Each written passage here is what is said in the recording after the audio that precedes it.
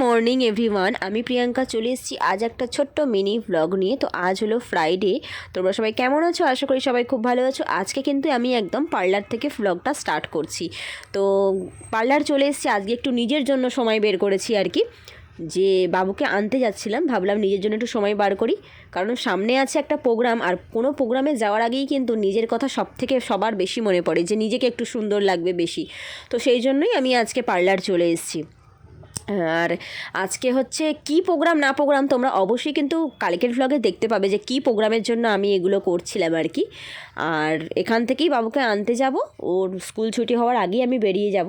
তো নিজেকে কিন্তু এগুলো করলে বেশ একটা মানে খুব ফ্রি, মানে খুব ভালো লাগে আর কি, মানে রিল্যাক্স মনে হয় আর কি।